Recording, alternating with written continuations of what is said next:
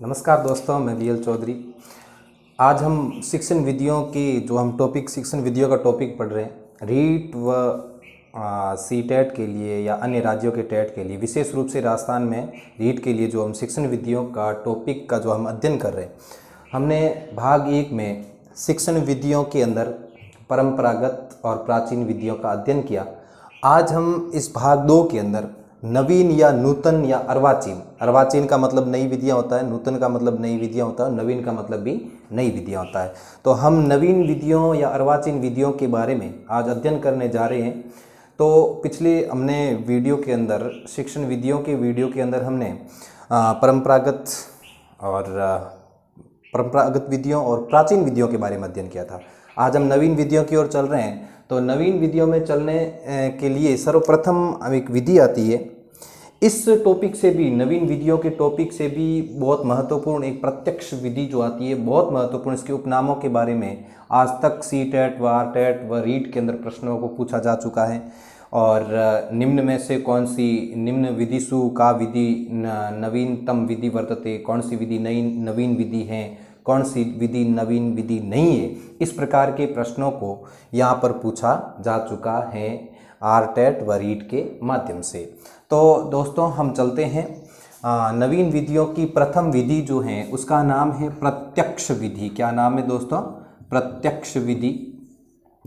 प्रत्यक्ष विधि के अंदर देखिए, नवीन विधि है प्रत्यक्ष विधि। इस विधि के प्रवर्तक कौन है? इस विधि के उपनाम क्या हैं? इस विधि को अन्य किस नामों से जाना जाता है? ये अति महत्वपूर्ण रहता है। परीक्षा की दृष्टि से अति महत्वपूर्ण ये रहता है कि प्रत्यक्ष विधि को अन्य के नामों से जाना जाता है। प्रत्यक्ष विधि के प्रवर्तक कौन है? इस विधि का भारत में सर्वप्रथम प्रवर्तन कब किया गया? ये प्रयोग में कब लाई गई? किसके द्वारा लाई गई? इसके समर्थक कौन है विधि के? इसके उद्देश्य व इसके लाभ क्या क्या है? ये बहुत महत्वपूर्ण रहता है, हमें ये याद रखना है। और एक चीज़ आपको ये भी याद रखनी पड़ेगी कि कौन सी प्राचीन विधियां हैं और कौन सी नवीन विधियां, उनको भी आपको याद करना पड़ेगा। क्योंकि एक सीधा और डायरेक्ट प्रश्न ये बना करता है, निम्न विधियों में प्राचीन विधि हैं, 3 नवीन विधियों दे रखी होगी, उनमें से एक प्राचीन दे रखी, वो आपको उसका विकल्प का चयन करना है। तो इस प्रकार से प्रश्न पूछे जाते हैं, तो वो भी हमें ध्यान रखना है।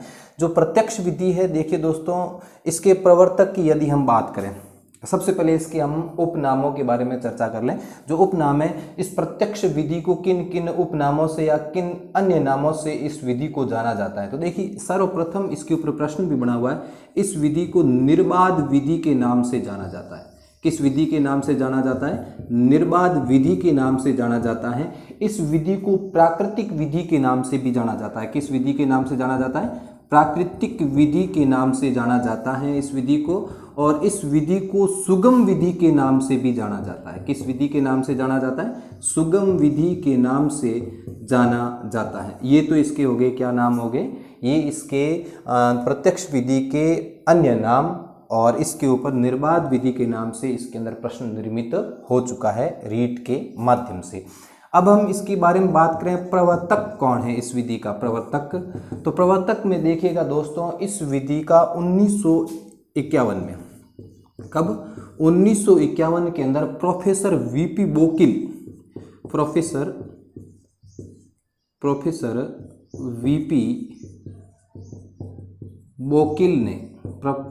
वीपी बोकिल ने इस विधि का 1951 में सर्वप्रथम भारत में इसका प्रयोग किया, प्रवर्तन किया। कब किया? प्रोफेसर वीपी बोकिल ने कब किया? 1951 में। किंतु एक बात और ध्यान देने योग्य बात है, 1901 में, कब? 1901 में गुइन महोदय नाम करके एक विद्वान हुए हैं, जिन्होंने इस विधि का सर्वप्रथम 1901 में, कब? 1901 में फ्रांस में इस विधि का प्रयोग किया गया। कहाँ पर किया? फ्रांस के अंदर 1901 में गुइन महोदय ने प्रत्यक्ष विधि का प्रयोग सर्वप्रथम फ्रांस में 1901 में किया।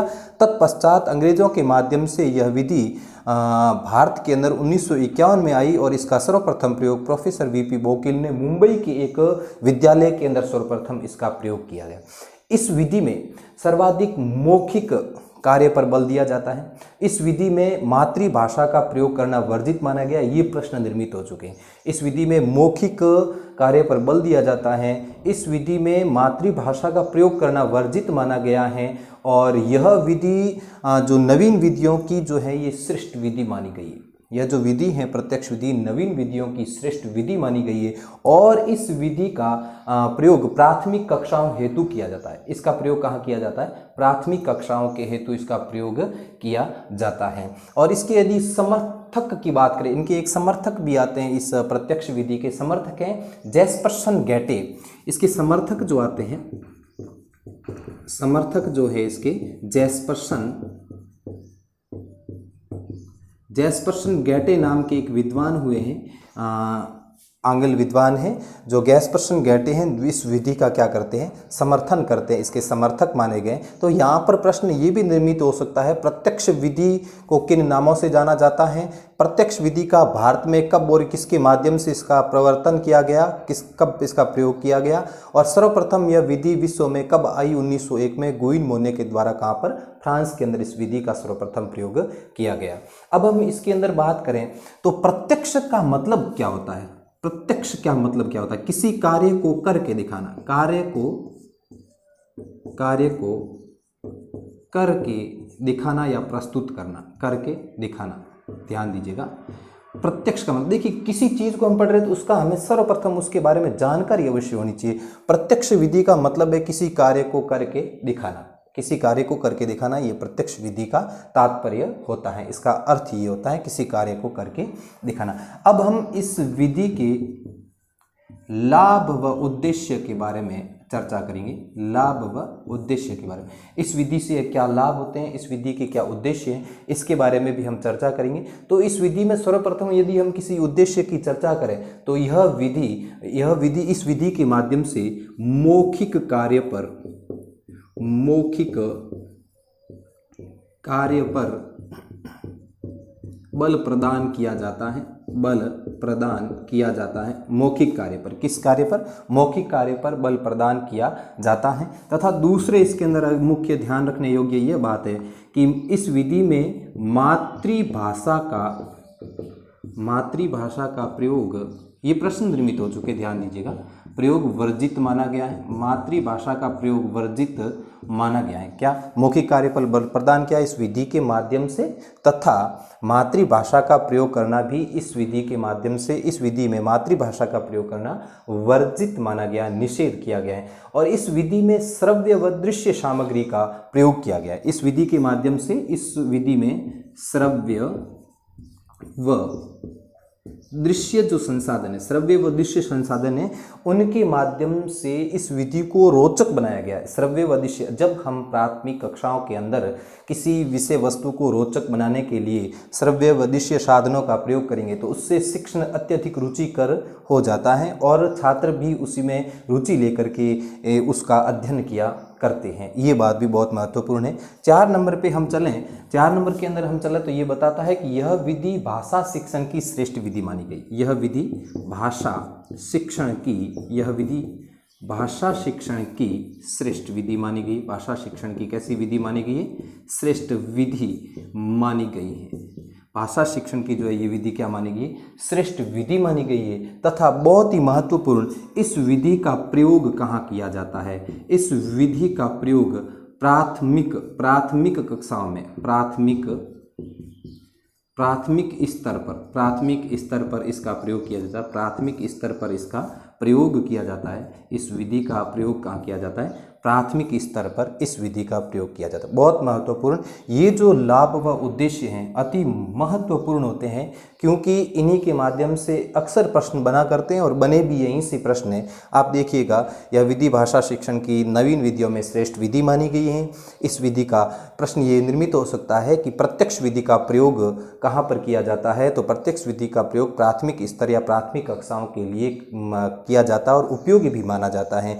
इस इस विधि में मौखिक कार्य बल प्रदान किया जाता है। इस विधि में शिक्षण को रुचिकर बनाने के लिए श्रव्य व दृश्य साधनों का प्रयोग किया जाता है और यह विधि भाषा शिक्षण की श्रेष्ठ विधि मानी गई है। बहुत महत्वपूर्ण है, अति महत्वपूर्ण ये विधि है। इसके ऊपर आज तक रीट के अंदर 3 से 4 प्रश्न निर्मित हो चुके हैं, तो इसका आप स्क्रीनशॉट लेना चाहें तो भी ले सकते हैं। आगे हम चलते हैं नवीन विधियों के अंदर जो दूसरी हमारी विधि है जिसका नाम है पाठ्य पुस्तक विधि।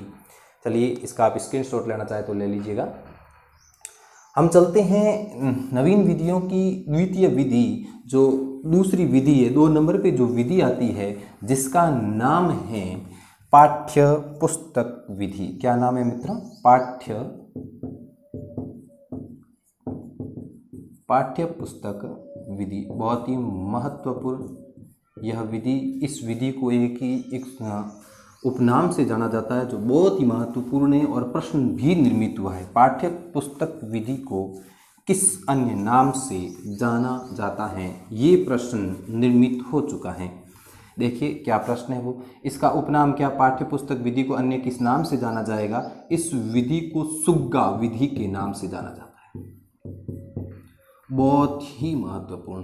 इस पाठ्य पुस्तक विधि को किस उपनाम से या किस अन्य नाम से जाना जाता है? सुग्गा विधि के उपनाम से इसको जाना जाता है, अन्य नाम से जाना जाता है। इसके जो समर्थक हैं, समर्थक जो इसके माने गए हैं वे हैं डॉक्टर वेस्ट महोदय। क्या नाम है उनका? डॉक्टर वेस्ट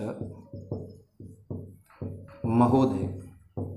डॉक्टर वेस्ट महोदय। इस विधि को सुग्गा विधि के नाम से जाना जाता है। और दूसरा इसके अंदर प्रश्न निर्मित होने की संभावना ये रहती है कि पाठ्य पुस्तक विधि के समर्थक किन्हें माना गया है? तो ये समर्थक माना गया डॉक्टर वेस्ट महोदय को। और इस विधि में जो शिक्षण का केंद्र होता है, जो शिक्षण का केंद्र बिंदु होता है, बहुत ही महत्वपूर्ण, शिक्षण का जो केंद्र, अति महत्वपूर्ण, ध्यान दीजिएगा। इस विधि में शिक्षण का जो केंद्र होता है, शिक्षण का जो केंद्र होता है वो पाठ्य पुस्तक है। क्या है? पाठ्य पुस्तक। पाठ्य पुस्तक को माना गया। इस विधि में शिक्षण का जो केंद्र माना गया है वो किसको माना गया? पाठ्य पुस्तक को माना गया है। और इस विधि के लाभ व उद्देश्यों की यदि हम बात करें, लाभ व उद्देश्यों की यदि हम बात करें, इस विधि में रीट के लिए अति महत्वपूर्ण ये विधियां मानी गई हैं, बहुत ही महत्वपूर्ण है। प्रत्येक जो बहुत ही इम्पोर्टेंट जो क्वेश्चन बनने की जो बनाया जाता है वो सारी की सारी चीज़ें मैं आपके सामने रखने का प्रयास कर रहा हूं।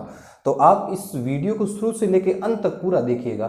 यदि ये वीडियो आपको आपके अध्ययन के लिए उचित लगे, अच्छा लगे, तो इस वीडियो को आप अन्य मित्रों के साथ शेयर कीजिएगा और इस चैनल को सब्सक्राइब कीजिएगा और अन्य मित्रों से भी प्रेरित करें कि इस चैनल को सब्सक्राइब करें। सब्सक्राइब करने से होगा क्या कि उनको नोटिफिकेशन प्राप्त होगा और वो इस प्रकार से रीट का जो एक संपूर्ण सिलेबस है, संस्कृत व्याकरण प्लस संस्कृत की शिक्षण विधियां, और पिछले जो आरटेट और रीट के अंदर जितने भी आज तक पेपर हुए हैं वो सारे के सारे पेपर भी आपके सामने इस चैनल के माध्यम से, और सारे प्रश्न हल करवाए जाएंगे, अनुवाद शिक्षण इसके अंदर करवाया जाएगा, सारा कुछ सिस्टम के माध्यम से इसके अंदर करवाया जाएगा।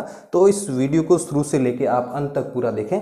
हम पाठ्य पुस्तक विधि में लाभ व उद्देश्यों की चर्चा कर रहे थे। तो लाभ व उद्देश्यों में देखिए, इसमें सर्वप्रथम जो लाभ व उद्देश्यों के अंदर है, इस विधि में क्रमपूर्वक, इस विधि में क्रमशः या क्रम पूर्वक इस विधि में सर्वप्रथम किसका? वर्णों का प्रयोग किया जाता है। उसके पश्चात पदों का प्रयोग किया जाता है। इस विधि में सर्वप्रथम वर्णों का प्रयोग किया जाएगा पाठ्य पुस्तक विधि में, क्योंकि पढ़ने के लिए हमें वर्णमाला का ज्ञान होना अति आवश्यक है।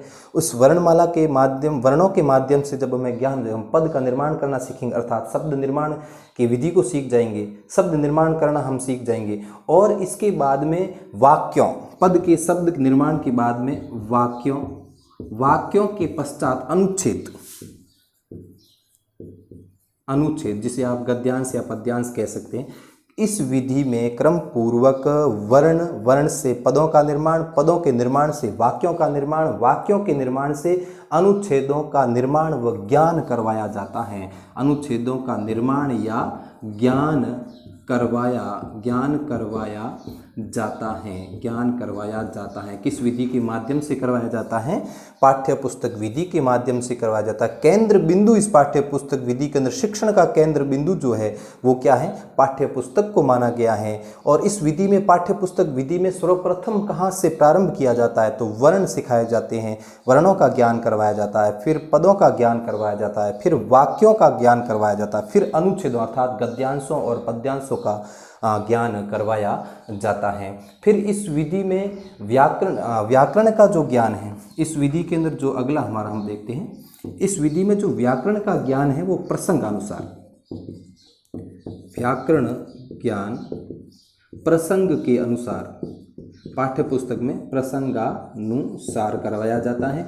हम पाठ्य पुस्तक का अध्ययन कर रहे हैं और शिक्षक हमें पाठ्य पुस्तक का अध्ययन करवा रहा है, तो जहाँ पर प्रसंग आएगा, कोई संधि आई, कोई समास आया, कोई प्रत्यय आया, कोई उपसर्ग आया, कोई अव्यय आया, तो वो जो होगा वो उसको हमारे को पढ़ाते समय शिक्षक जो होगा वो प्रसंग के अनुसार हमें समास का, संधि का, वर्ण संज्ञा पदों का, वर्णों का, विशेषणों का, विलोम पदों का, सभी अव्यय पदों का, उपसर्गों का, इसी प्रकार से प्रसंग के अनुसार हमें प्रसंगानुसार ज्ञान करवाया जाता है।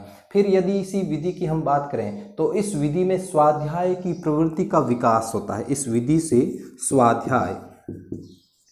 स्वाध्याय की प्रवृत्ति का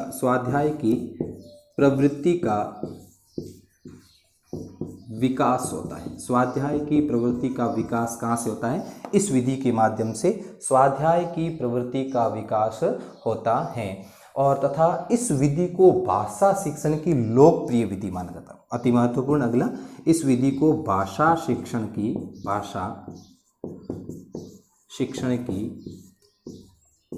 लोकप्रिय विधि के नाम से जाना, इस विधि को भाषा शिक्षण की लोकप्रिय विधि के नाम से भी जाना जाता है। देखिए, प्रत्यक्ष विधि पढ़ा वो भाषा शिक्षण की श्रेष्ठ विधि मानी गई है, और परंतु भाषा शिक्षण की लोकप्रिय विधि कौन सी मानेगी? पाठ्य पुस्तक विधि मानेगी। पाठ्य पुस्तक विधि से ही हम अच्छी प्रकार से ज्ञान को प्राप्त कर सकते हैं। जब हम पाठ्य पुस्तक को पढ़ना सीख जाएं तो उसी प्रकार से हम स्वाध्याय, क्योंकि पाठ्य पुस्तक के माध्यम से ही हम स्वाध्याय कर सकते हैं, और इसी वजह से ही यह लोकप्रिय विधि मानी गई है। फिर हम इसके बाद में हम चलेंगे जो तीसरी नवीन या अर्वाचीन विधि आती है जिसका नाम है हर्बर्टीय पंचपदी विधि। उससे पूर्व आप इसका स्क्रीनशॉट लेना चाहे तो ले सकते हैं। इस विधि में आपको ध्यान रखना है सुग्गा विधि। इस विधि का मुख्य नाम है समर्थक व्यष्ट महोदय माने जाते हैं। इस विधि में शिक्षण का केंद्र बिंदु पाठ्य पुस्तक को माना जाता है। लोकप्रिय विधि ये मानी गई है। स्वाध्याय की प्रवृत्ति का विकास इस विधि के माध्यम से होता है। व्याकरण का ज्ञान प्रसंग के अनुसार शिक्षक के माध्यम से करवाया जाता है। इस विधि में वर्ण, पद, वाक्यों और अनुच्छेदों का ज्ञान सर्वप्रथम करवाया जाता है। अति महत्वपूर्ण यह विधि है। फिर हम चलते हैं इससे अगली जो विधि हर्बर्टीय पंचपदी विधि। 3 नंबर पे एक विधि आएगी जिसका नाम है हर्बर्टीय पंचपदी विधि बहुत महत्वपूर्ण है। हर्बर्ट महोदय ने पंचपदी विधि, हर्बर्ट जो महोदय हुए, विद्वान हुए, प्रोफेसर हर्बर्ट, प्रवर्तक हर्बर्ट माने जाते हैं इसके, प्रोफेसर हर्बर्ट इसके विधि के प्रवर्तक माने जाते हैं। जो हर्बर्ट जो हैं, इन्होंने इस विधि के 5 पद दिए। जिस प्रकार से शिक्षक एक नए शिक्षण सत्र में विद्यार्थी को अध्ययन करवाएगा, तो उस विद्यार्थियों को जब वो कक्षा के अंदर जाएगा तो उस विद्यार्थी के इन 5 पदों के माध्यम से उनके ज्ञान का परीक्षण करेगा। जैसे कि आपने एक बात सुन रखी होगी, प्रस्तावना में क्या होता है? सबसे पहले प्रस्तावना के माध्यम से जो विद्यार्थी ने पिछली कक्षा का अध्ययन करके नई कक्षा में प्रवेश किया है तो उस पिछले ज्ञान पर आधारित प्रश्न करता है। मतलब उसको कितना ज्ञान है इस विषय वस्तु पर, उसका कितना पकड़ है, उसकी कितनी पकड़ है, उसको कितना ज्ञान है। यही 5 पद जो हैं हर्बर्ट ने अपनी विधि, हर्बर्टीय पंचपदी विधि के माध्यम से दिए हैं, और शिक्षण कार्य भी इनके अनुसार करवाया जाता है। तो जो शिक्षक होता है, शिक्षक जो है उन्होंने इन 5 पदों के माध्यम से शिक्षक छात्र के पूर्व ज्ञान को जानकर अध्ययन करवाता है। वो क्या करेगा, इन 5 पदों के माध्यम से छात्र के शिक्षण कार्य को, छात्र के पूर्व ज्ञान को जानेगा, फिर उसके पश्चात वो उसका अध्ययन करवाएगा। तत्पश्चात वह अध्ययन करवाने के पश्चात उस छात्र को अभ्यास कार्य भी प्रदान करेगा। तो हम देखते हैं कि शिक्षक के द्वारा जो अभ्यास कार्य दिया जाता है छात्रों को, तथा इस विधि के माध्यम से जो पूर्व ज्ञान का जो परीक्षण किया जाता है इन 5 पदों के माध्यम से, वो 5 पद कौन कौन से। देखिए, सबसे पहला जो हर्बर्ट ने 5 पदों में जो पहला पद दिया है वो है प्रस्तावना। प्रस्तावना, देखिए प्रस्तावना जो है ये पूर्व ज्ञान पर आधारित होती है। जो प्रस्तावना है पूर्व ज्ञान पर आधारित, पूर्व ज्ञान पर आधारित प्रश्न हुआ करते हैं। पूर्व ज्ञान पर आधारित प्रश्न हुआ करते हैं कि छात्र को इस विषय वस्तु का कितना ज्ञान है, शिक्षक प्रस्तावना के माध्यम से जानने का प्रयास करता है। प्रस्तावना के माध्यम से ये जानने के पश्चात शिक्षक जो होता है, दूसरा इसका पद आता है वो विषयोपस्थापन, अर्थात उस विषय को प्रस्तुत करता है। जो शिक्षक कक्षा के अंदर छात्रों को जो पढ़ाना चाहता है उस विषय को, विषय वस्तु को उन छात्रों के समक्ष उपस्थित करता है। फिर जो तीसरे नंबर पे विषय को उपस्थित करके जो शिक्षक होता है विषय को उपस्थित करेगा, फिर वो क्या करेगा, उस विषय पूर्व ज्ञान और नवीन ज्ञान पर क्या करेगा, तुलना करेगा। तुलना क्या है, तीसरा इसका पद है प्रस्तावना प्रथम, दूसरा है विषयोपस्थापन, तीसरा है तुलना। अब वो शिक्षक क्या करेगा, पूर्व ज्ञान और नवीन ज्ञान जो विषय उपस्थित किया है उसकी दोनों की क्या करेगा, वो तुलना करेगा। उस तुलना करके शिक्षक छात्रों को उस ज्ञान को अच्छी प्रकार से समझाने का प्रयास करेगा, ज्ञान देने का प्रयास करेगा। तुलना के बाद में यदि हम इसका देखें तो क्या करेगा, वो सामान्यीकरण करेगा। सामान्यीकरण में क्या होता है, ज्ञान जो दे रहा है, शिक्षण कार्य जो शिक्षक के द्वारा करवाया जा रहा है, वो शिक्षण कार्य जो कठिन विषय वस्तु, उसको कठिन विषय वस्तुओं को विलोम पदों, समानार्थक, पर्यायवाची पदों के माध्यम से वो क्या करेगा, उसका सरलीकरण प्रस्तुत करेगा। और फिर 5वां जो आता है उसे हम प्रयोग कह सकते हैं। ये जो 5वां पद है इसको हम प्रयोग कह सकते हैं या इसे हम अभ्यास कह सकते हैं। इतना सब कुछ शिक्षक के द्वारा शिक्षण कार्य करवाने के पश्चात वह उन छात्रों को कक्षा के माध्यम से उन छात्रों को गृह कार्य देगा, होमवर्क देगा, अभ्यास कार्य देगा, और इस अभ्यास कार्य का वो छात्र क्या करेंगे, अपने बुद्धिमत्ता से उसका प्रयोग करेंगे, उसको समझने के पश्चात उसको याद करने का प्रयास करेंगे। तो हर्बर्टीय पंचपदी विधि जो हर्बर्ट ने प्रदान किए, 5 पद, प्रथम पद प्रस्तावना, द्वितीय विषयोपस्थापन, तृतीय तुलना और चतुर्थ सामान्यीकरण और पंचम प्रयोग या अभ्यास, बहुत महत्वपूर्ण है। अब देखिए ये सिर्फ यहाँ लिखने का तात्पर्य क्या है। प्रश्न यहाँ से पूछा जाता है, हर्बर्ट के 5 पदों में से निम्न में से एक पद कौन सा नहीं है, अर्थात एक पद कौन सा नहीं है। और ऐसा भी पूछा जा सकता है, हर्बर्ट के द्वारा जो 5 पद दिए उनमें से कौन सा एक है, 4 अन्य होंगे, एक ऐसा विकल्प आपको चयन करना है। तो ये भी बहुत महत्वपूर्ण प्रश्न यहाँ से इस प्रकार से निर्मित होता है। इसमें ऐसा भी पूछा जाता है, प्रस्तावना जो होती है वो क्या, किससे संबंधित होती है, पूर्व ज्ञान पर आधारित प्रश्नों से संबंधित प्रस्तावना होती है। हर्बर्टीय पंचपदी विधि के पश्चात हम चलेंगे संयुक्त विधि की ओर। स्क्रीनशॉट लेना चाहे तो ले लीजिएगा आप। हम चौथी जो विधि है हमारी नवीन विधियों में, वो हमारी नवीन विधियों में जो चतुर्थ विधि आई है, चौथी विधि आई है, उससे हम संयुक्त विधि के नाम से जानेंगे। किस विधि के नाम से जानेंगे, संयुक्त विधि के नाम से जानेंगे मित्रों। संयुक्त विधि महत्वपूर्ण संयुक्त विधि में ये रहता है कि संयुक्त विधि है क्या। संयुक्त विधि के अंदर संस्कृत का जो ज्ञान करवाया जाता है उसके अंदर संयुक्त रूप से, समूह के रूप से, शब्द रूपों के माध्यम से, धातु रूपों के माध्यम से, प्रत्ययों के माध्यम से, समास के माध्यम से, संधि के माध्यम से, संस्कृत की शिक्षण विधियों के माध्यम से सब कुछ एक साथ क्रम पूर्वक प्रथम में वर्णमाला, उसके पश्चात संज्ञा सूत्र, उच्चारण स्थान, प्रयत्न, संधि, समास, प्रत्यय और छंद, कारक, सारे कुछ क्रम पूर्वक इस प्रकार से इस विधि के अंदर प्रयोग किया जाता है, इसलिए इसे संयुक्त विधि के नाम से जाना जाता है। इसे समाहार विधि के नाम से, इसके उपनाम क्या है? समाहार, समाहार विधि के नाम से इसको जाना जाता है। और इसे मनोवैज्ञानिक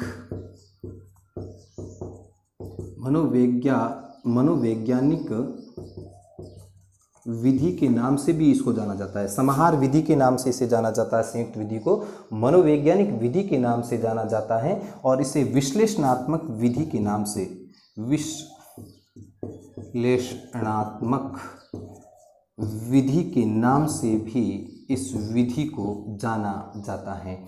इस विधि में सर्वप्रथम उच्चारण के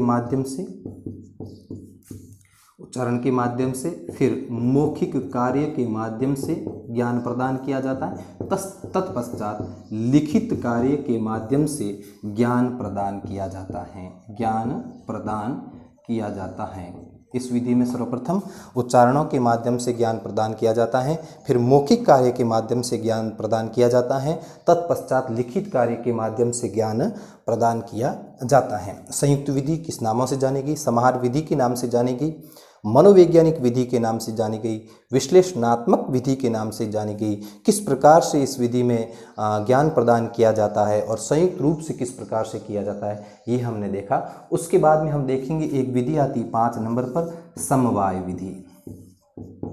समवाय जो विधि है, ये विधि भी नवीन विधि मानी जाती है। ये विधि भी कैसी मानी जाती है? नवीन विधि भी मानी जाती है। समवाय विधि भी संयुक्त विधि का ही दूसरा एक प्रकार है। इसी के अंदर संपूर्ण रूप से ज्ञान को प्रदान किया जाता है, संपूर्ण प्रसंगों के माध्यम से, संपूर्ण पाठ्यक्रम के बिंदुओं के माध्यम से इसमें ज्ञान प्रदान किया जाता है। अगले नंबर पर हमारे 5वें नंबर के बाद में हमारी विधि आती है जिसका नाम है संरचना विधि। संरचना विधि अगली जो नवीन विधि वो कौन सी है? संरचना विधि है। उसके पश्चात 7वें नंबर पर एक विधि आती है जिसका नाम है मूल्यांकन विधि। क्या नाम है इस विधि का? मूल्यांकन विधि। ये जो मूल्यांकन विधि है, इन विधियों के, ये भी नवीन विधि मानी जाती है। मूल्यांकन अर्थात पूर्ण सत्र में विद्यार्थी ने कितना अध्ययन किया है, कितना ज्ञान प्राप्त किया है, उसका मूल्यांकन विधि के माध्यम से मूल्यांकन किया जाता है। मौखिक रूप से उसका मूल्यांकन किया जाता है और उसका लिखित रूप से उसका मूल्यांकन किया जाता है।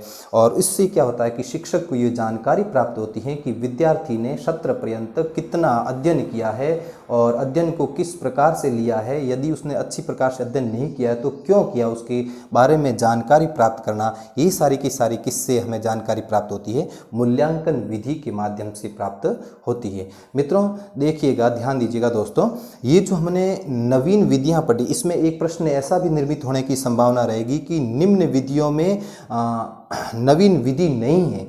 आपको दे दिया मूल्यांकन, विकल्प नंबर 1 मूल्यांकन विधि, दूसरा दे दिया संरचना विधि, तीसरा दे दिया समवाय विधि, चौथा विकल्प दे दिया पाठ्य पुस्तक विधि या सूत्र विधि, एक विकल्प दे दिया, चौथा विकल्प दिया सूत्र विधि।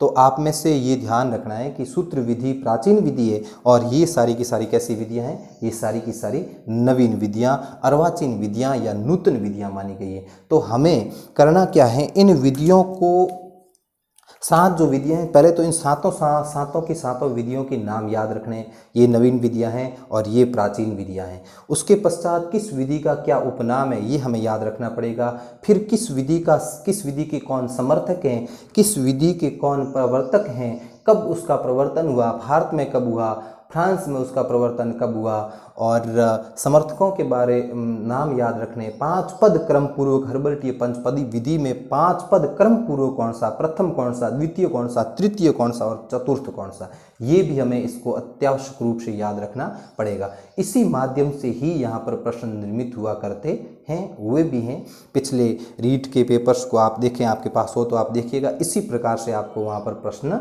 मिलते हैं। दोस्तों ये था हमारा शिक्षण विधियों का भाग 2। हमने आज दूसरा भाग पढ़ा, नवीन व नूतन व अर्वाचीन विधियाँ। हम दोस्तों अगला जो भाग 3 है बहुत जल्दी कल या परसों ये जिसका भाग 3 है वो है भाषा कौशल। क्या पढ़ेंगे हम? भाषा कौशल। बहुत ही महत्वपूर्ण टॉपिक है दोस्तों भाषा कौशल।